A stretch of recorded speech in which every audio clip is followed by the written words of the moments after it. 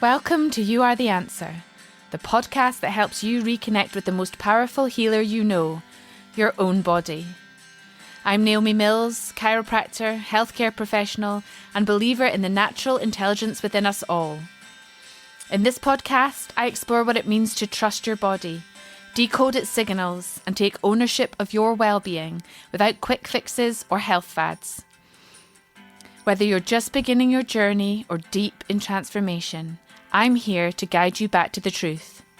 You are not broken. You are the answer.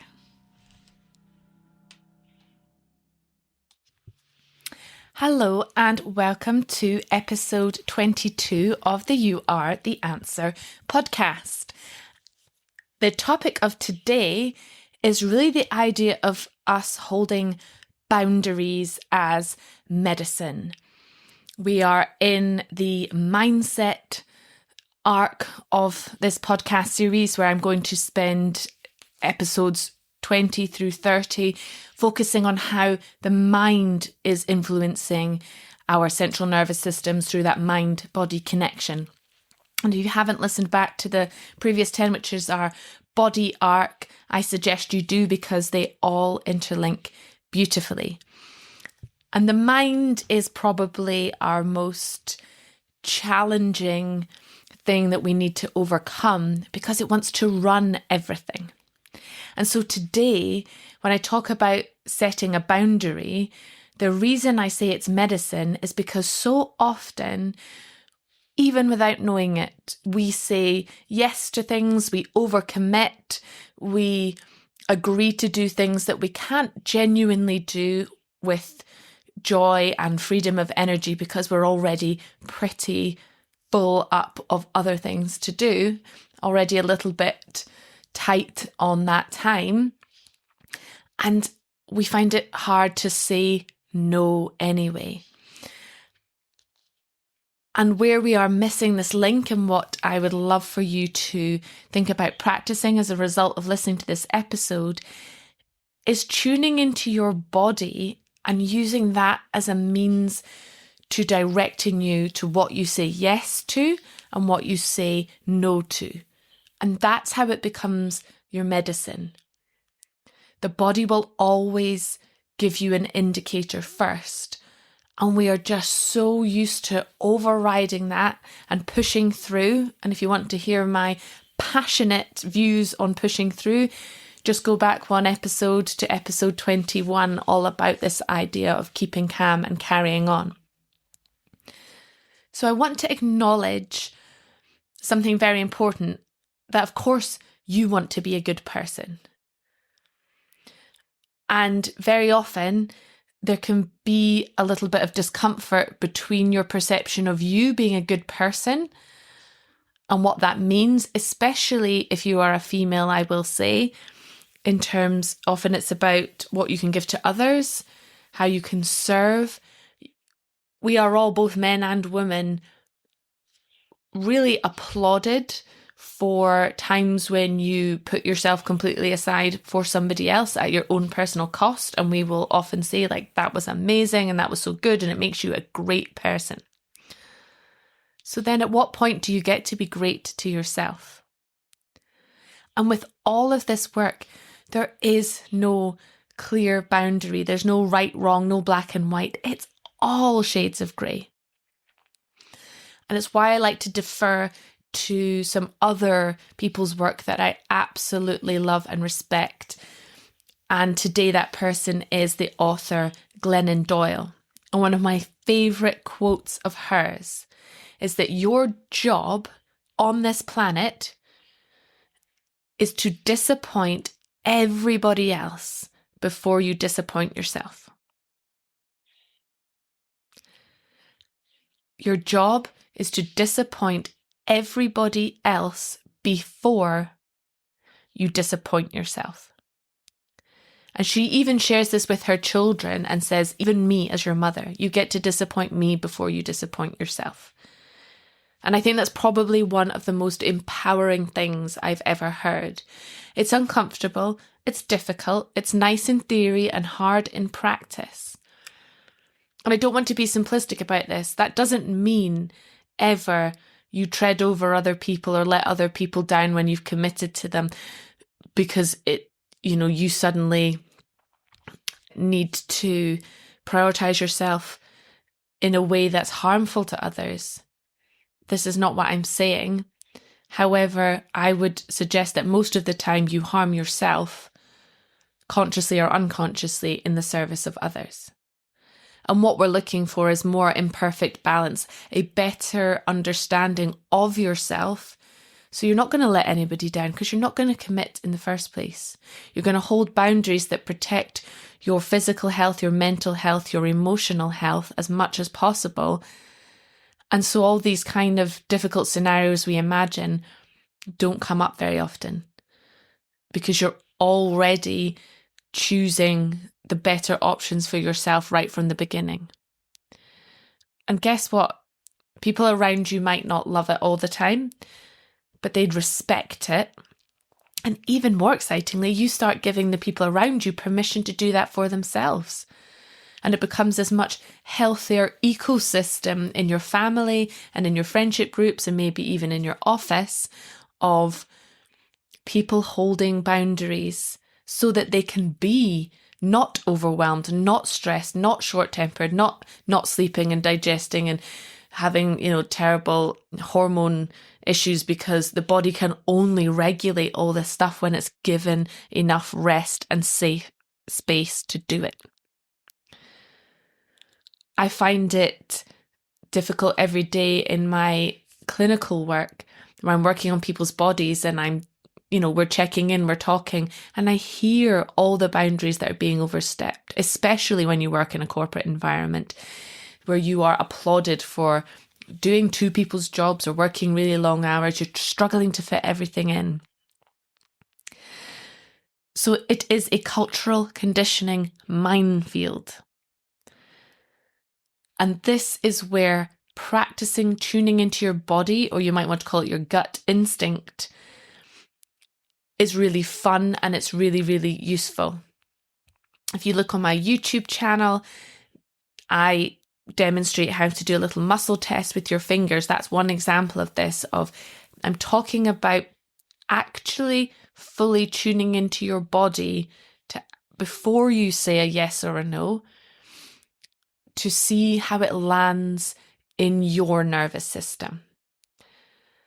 So step one is just us practicing taking that space. And it might be quite a bit of space in the beginning, and then with practice it might just be a few seconds. Practicing phrases like, can I get back to you about that? Let me think about that. So we're not immediately saying a yes or a no to requests wherever they come from. Just give me a moment to think about that. Let me check in. And the check-in isn't running through your head of, can I possibly fit this in? What does it say about me if I do it? What does it say about me if I don't?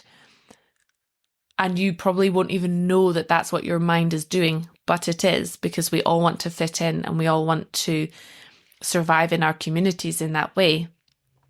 But I want you to check in with your body and notice, does it soften when you think about saying yes? Or does it feel tight or restrictive somewhere? Does it feel good in your body? Or does it not? And then if you're honest and you want to give a no to somebody, you need to be able to differentiate the discomfort of saying no when it's something that you're not used to saying, or you know that will disappoint them.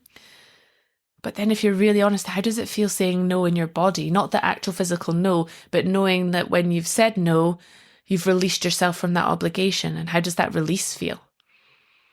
Because that's what needs to guide you. And then you can go through the discomfort of saying no, but actually what you've done is you've protected your own peace inside your nervous system. Because boundaries don't say anything about your goodness or your rightness as a person.